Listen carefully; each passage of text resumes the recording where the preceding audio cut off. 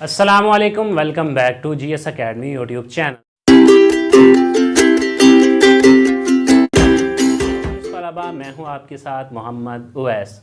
तो आज हम पढ़ने जा रहे हैं, हमारे पास जो बुक है वो है इस्लामियात लाज़मी और चैप्टर नंबर है हमारे पास 4, बाब चहारम है और इसमें ज़ैली चैप्टर है जो सब हेडिंग में हमारे पास आ जाता है ईमानत और दियानत। ठीक है, आज हम ईमानत और दियानत के बारे में जानेंगे कि इस चैप्टर में क्या क्या है। तो सबसे पहले शुरू करते हैं, जिस तरह हम अपने चैप्टर को शुरू करते हैं और जानते हैं कि इस चैप्टर में क्या क्या है, और फिर हम उस चैप्टर को रीड आउट करते हैं या फिर उसका मफ़हूम समझते हैं।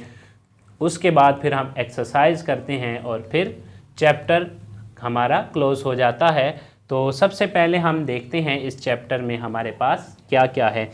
तो कुरान और सुन्नत की रोशनी में ईमानत और दियानत का माना और मफ़हूम। ठीक है, सबसे पहले हम लिखेंगे कुरान और सुन्नत की रोशनी में ईमानत और दियानत का माना और मफ़हूम।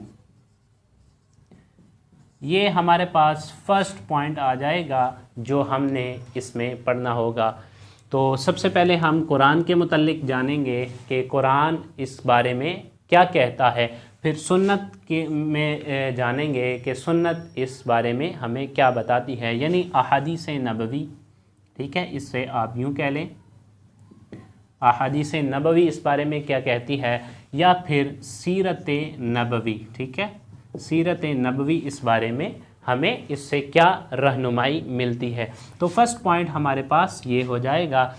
माना और मफ़हूम आपको पता है कि हर चैप्टर में होता है, यानी कि इसका माना क्या है, ईमानत का माना क्या है, दियानत का माना क्या है, और फिर उसका मफ़हूम आ जाएगा हमारे पास कि यानी कि थोड़ा सा हम डिटेल में जानेंगे। माना का मतलब होता है लफ्ज़ी मतलब उसका क्या है, और मफ़हूम में उसको जिसमें हम थोड़ा सा डिटेल में पढ़ते हैं।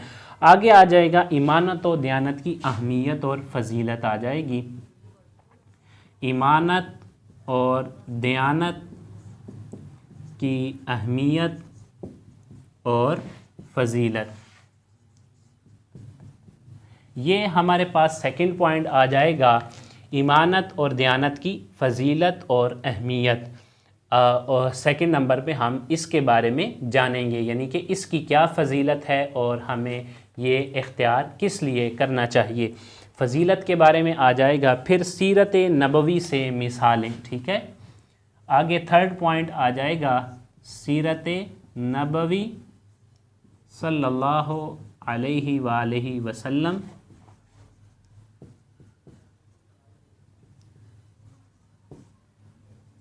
मिसालें। तो ये थर्ड नंबर पे हमारे पास पॉइंट आ जाएगा। अब अगर फोर्थ नंबर पे हम पॉइंट देखें तो हमारे पास आ जाएगा अमली ज़िंदगी में बददियानती और धोखाधड़ी के नुकसानात। अब अमली ज़िंदगी में बददियानती और धोखाधड़ी के नुकसानात।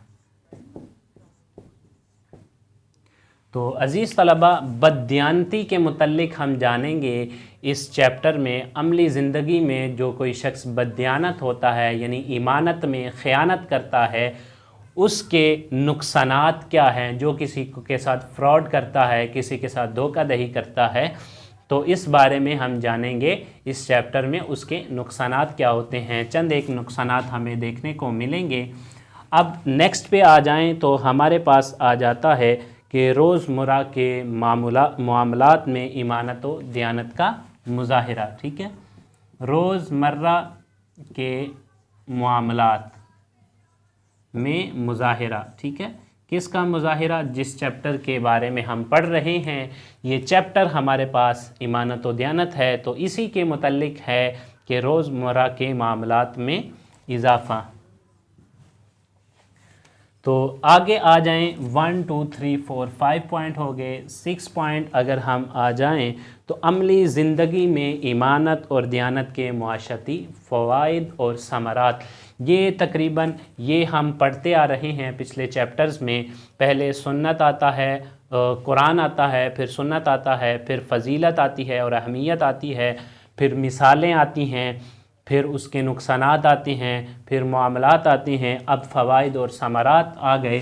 یہ فوائد اور ثمرات یہ پچھلے 3-4 چیپٹر میں ہم نے پڑھا. اس میں یہی جو بتایا گیا تھا وہ یہی ہیڈنگز تھیں، بس چیپٹر ہمارے پاس چینج تھا، وہ کوئی اور چیپٹر تھا. غالباً ہم پیچھے کچھ چیپٹر میں پڑھ آئے ہیں، جس طرح روزہ میں ہم پڑھ کے آئے ہیں اور اسی طرح سخاوت اور ایثار میں ہم پڑھ کے آئے ہیں. تو یہی ہمارے پاس دیکھنے کو ملتی ہیں چیزیں.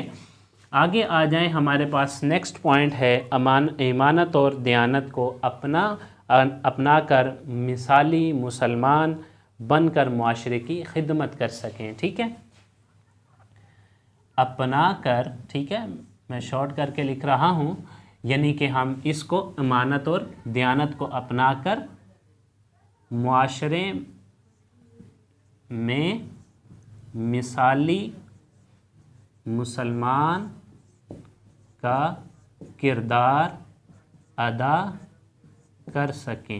ٹھیک ہے، تو عزیز طلباء اور طالبات، یہ ہیں ہمارے پاس چند ایک پوائنٹ جو کہ ہمیں اس چیپٹر میں دیکھنے کو ملیں گے. سب سے پہلے ہم فرسٹ پوائنٹ کی طرف آتے ہیں کہ یہ فرسٹ پوائنٹ کیا ہے، قرآن و سنت کی روشنی اور اس کا معنی اور مفہوم. تو بک کی طرف آتے ہیں. وہ کہہ رہے ہیں کہ ایمانت اور دیانت سے مراد کسی بھی شے یا کام کو اس کے درست تقاضوں کے مطابق سر انجام دینا. یہ ہمارے پاس کیا ہو جائے گا، ایمانت ہو جائے گی. ٹھیک ہے، اور ایمانت اور دیانت کا تعلق صرف مال سے نہیں بلکہ اسلام میں اس کا تصور نہایت وسیع اور ایمانت اور دیانت کا تعلق زندگی کے ہر شعبے سے ہے.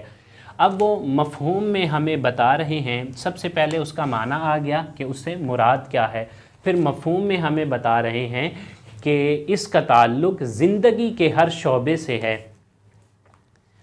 اور سب سے بڑی ایمانت اور دیانت خالق کائنات سے انسانوں کا وہ عہد ہے جس کی پاسداری کے لیے انسان کو دنیا میں بھیجا گیا ہے. باقی تمام ایمانتیں اسی بنیادی تصور سے وابستہ ہیں، یعنی کہ جس مقصد کے لیے اللہ رب العزت نے انسان کو بھیجا اس کائنات میں، اس دنیا میں، وہ سب سے بڑی ایمانت ہے. اور وہ کیا ہیں، حقوق اللہ اور حقوق العباد کی ادائی بھی ان میں داخل ہے. ٹھیک ہے، یعنی کہ حقوق اللہ اور حقوق العباد جو بندہ ادا کرتا ہے، ایک حقوق اللہ ہوتے ہیں اور ایک ہوتا ہے حقوق العباد. حقوق اللہ سے مراد اللہ تعالیٰ کے حق ہیں جو بندوں پر ہیں، اور دوسرے حقوق العباد بندوں پر حق ہیں. ٹھیک ہے، بندہ اللہ تعالیٰ کے حق ادا کرے، جس طرح اللہ تعالیٰ نے فرائض اور جو چیزیں فرض کی ہیں، نماز، روزہ، حج، زکوٰۃ، یہ حقوق اللہ میں آ جاتے ہیں. عبادات جو ہیں وہ حقوق اللہ میں آ جاتی ہیں، اور جو ہمارے پاس حقوق العباد ہیں وہ بندوں کے بندوں کے جو معاملات ہوتے ہیں ایک دوسرے سے، وہ بندوں کے حقوق میں آ جاتے ہیں. آگے ہیں ارشاد باری تعالیٰ ہے، ان اللہ یأمرکم ان تؤدوا الامانات الی اہلہا.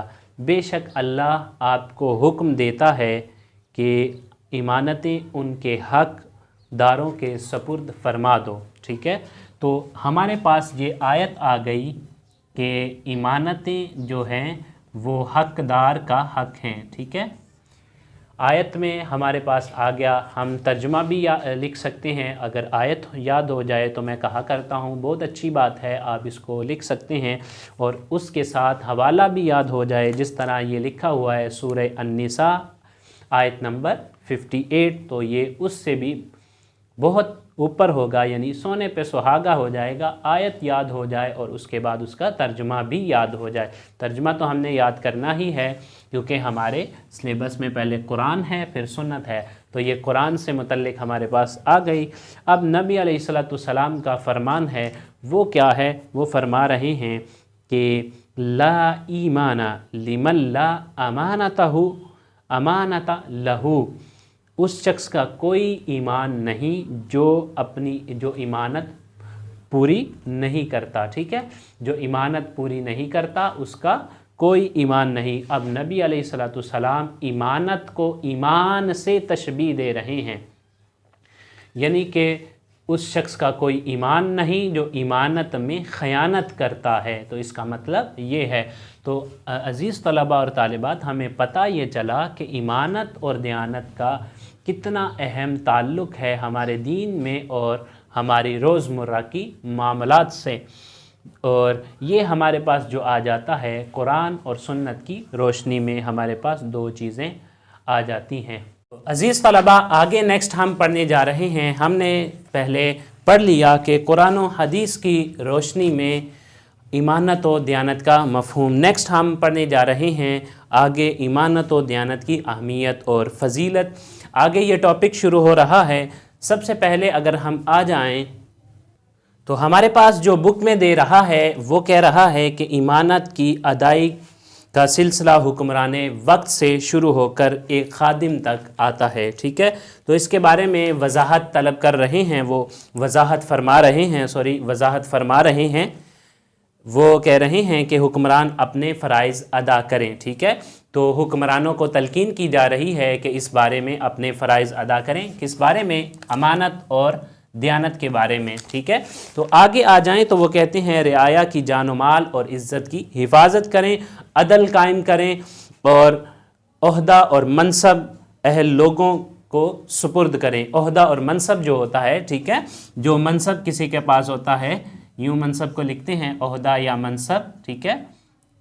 तो ओहदा और मनसब दोनों मुतरादिफ़ात अल्फाज हैं, ठीक है, एक ही मीनिंग में इस्तेमाल होते हैं। किसी के पास कोई मनसब होता है, जैसे मिसाल के तौर पर हमारा वज़ीर आज़म पाकिस्तान का एक मनसब है, वज़ीर आज़म की कुर्सी, इसका एक मनसब है, एक रेपुटेशन है। इसी तरह वो कहते हैं कि हुक्मरान जो हैं इसका उन लोगों को सुपुर्द करें, ओहदा और मनसब, ठीक है। उलमा दीन हक़ लोगों को पहुँचाएँ और इमानत, ताकि लोग इसको अदा करें इमानत को। मालदार और अगनिया, अगनिया से क्या मुराद है, ठीक है, ये वर्ड यूँ है अगनिया।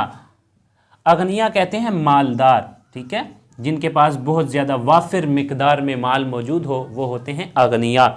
आगे हैं अमवाल में ग़ुरबा और मसाकीन की मुआवनत का फ़रीज़ा अदा करें, ठीक है। अगनिया जब गरीबों में माल तकसीम करें तो उसका फ़रीज़ा अदा करें, ठीक है। लोग दफातर में अपने औकात की पाबंदी करें।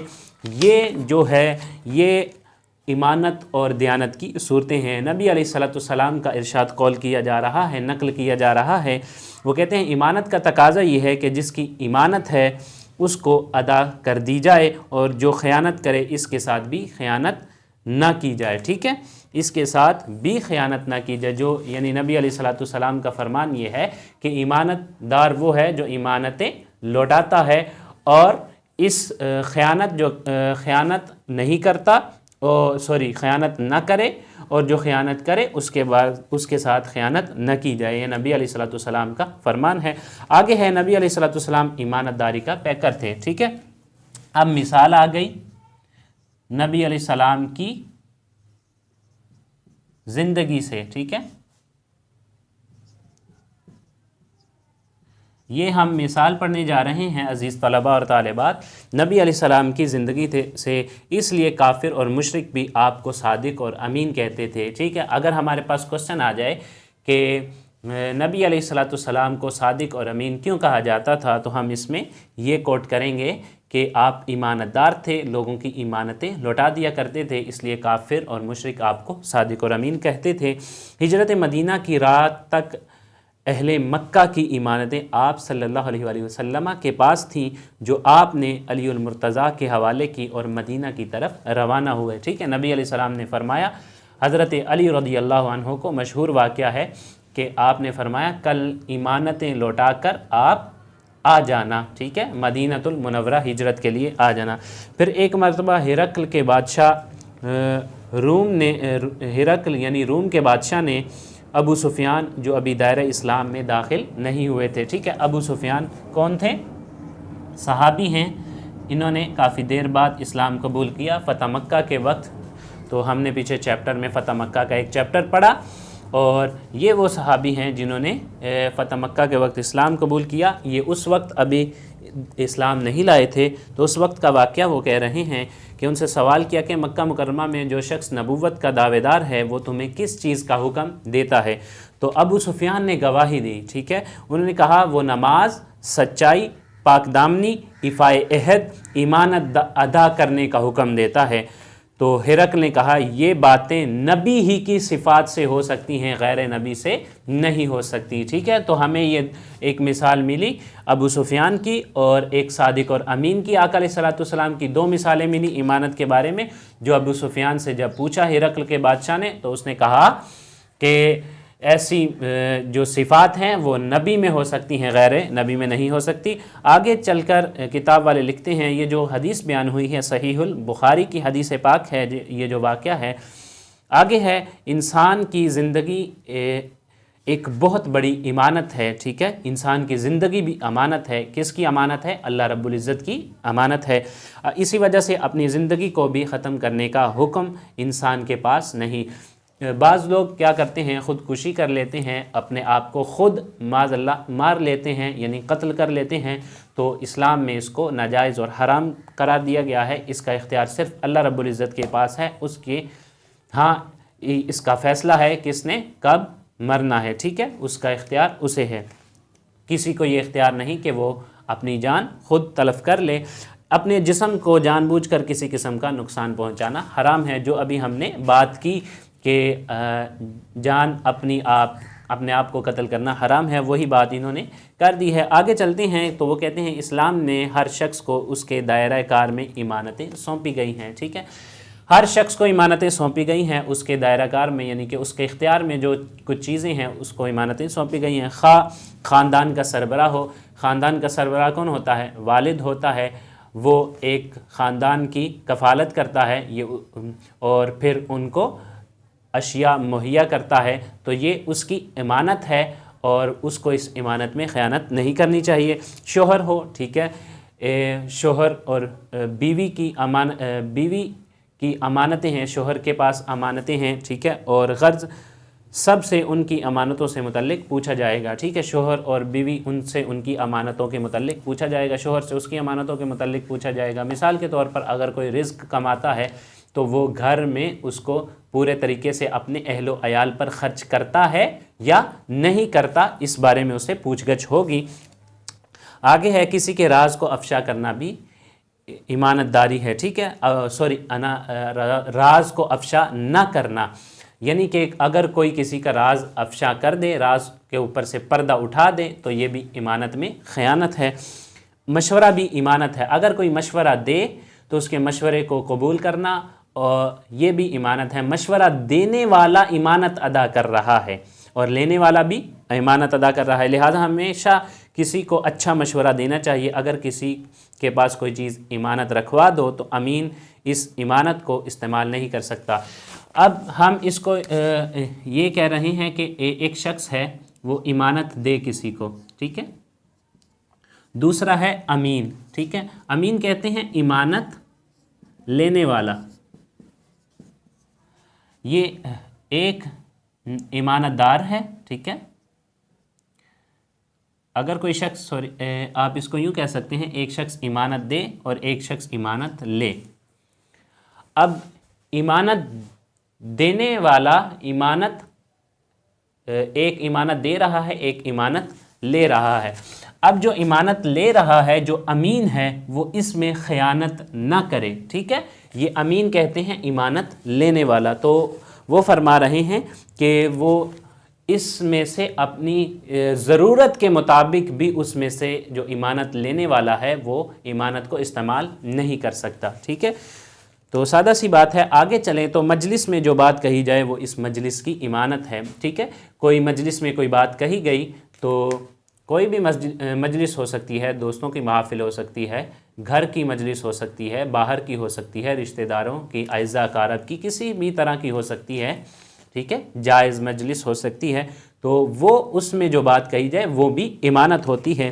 آگے اہل مجلس کی اجازت کے بغیر مجلس کی باتوں کو دوسروں کو بیان نہ کیا جائے اور اسے پھیلانا جائز بھی نہیں، ٹھیک ہے۔ رسول اللہ نے فرمایا جب کوئی شخص، آگے نبی علیہ السلام کی حدیث پاک سے بات آ رہی ہے، جب کوئی شخص یہ بات کہے، پھر کسی سے کوئی بات کہے اور پھر وہ چلا جائے تو وہ بات سننے والے کے نزدیک امانت ہے، ٹھیک ہے۔ اب نبی علیہ السلام فرما رہے ہیں کسی مجلس میں کوئی بات کہی گئی اور دوسروں نے سنی، اور وہ جو اس نے بات کہی وہ ایک امانت ہے کہ وہ اس کی حفاظت کرے اور کسی کے سامنے وہ بات اس کی اجازت اور مرضی کے بغیر بیان نہ کرے، اگر بیان کر دے تو خیانت ہے، ٹھیک ہے۔ اب یہ جو ہم بات کر رہے ہیں، کوئی بھی بات کر رہے ہیں، کسی کے ساتھ بھی بات کر رہے ہیں، یہ بھی ایک امانت ہے، اور اس کو کسی کی جس کے سامنے جس مجلس میں بات کہی جا رہی ہے، اگر اس مجلس والے سے پوچھے بغیر بیان کر دی جائے تو نبی علیہ السلام فرما رہے ہیں یہ خیانت ہوگی، ٹھیک ہے۔ آگے آ جائیں تو یہ جو حدیث ہے جامع ترمذی کی ہے، ٹھیک ہے۔ اگر انسان ایک دوسرے کے ساتھ امانت و دیانت والے معاملات کرتے رہیں گے تو معاشرہ پرسکون رہے گا، ٹھیک ہے۔ آگے ہے لوگوں میں اعتماد کی فضا بحال رہے گی، بددیانتی اور دھوکہ دہی سے انسانی معاشروں میں بد اعتمادی اور انتشار جیسی منفی رجحانات فروغ پاتے ہیں، ٹھیک ہے۔ خیانت اگر ہوگی، بددیانتی ہوگی، امانت داری نہیں ہوگی، یہ اس کے فوائد اور ثمرات اور نقصانات آ رہے ہیں، ٹھیک ہے۔ اور وہ لکھ رہے ہیں کہ اور انسان کی تخلیقی مقاصد فوت ہو جاتے ہیں، انسان جس مقصد کے لیے پیدا کیا وہ مقصد فوت ہو جاتا ہے، اور انسان نہ صرف اشرف المخلوقات کے عظیم مرتبے سے نیچے گر جاتا ہے بلکہ جنت جیسی دائمی نعمت سے بھی محروم ہو جاتا ہے۔ تو یہ جو نقصان ہے اس کا کہ جنت جو کہ دائمی نعمت ہے، ٹھیک ہے، اس سے انسان محروم ہو جاتا ہے، جنت جیسی نعمت سے محروم ہو جاتا ہے، ٹھیک ہے۔ تو یہ اتنی اللہ رب العزت کی نعمت ہے، اتنی بڑی، کہ جو آخرت میں مسلمانوں کو ملے گی ان کے اعمال کے بدلے میں، ٹھیک ہے۔ ہمیں چاہیے کہ ہم اسلامی تعلیمات کی روشنی میں ایمانت و دیانت کو اپنائیں تاکہ ہمارا معاشرہ اسلامی اور فلاحی معاشرہ بن سکے اور ہم دنیا اور آخرت میں کامیابی حاصل کر سکیں۔ عزیز طلبہ، اب ایکسرسائز کی طرف چلتے ہیں۔ تو عزیز طلبہ، آگے ایکسرسائز ہے ہمارے پاس، ایم سی کیوز کی طرف چلتے ہیں۔ سب سے پہلے آ جائیں فرسٹ پہ، ایم سی کیوز ہے ہمارے پاس، ٹھیک ہے۔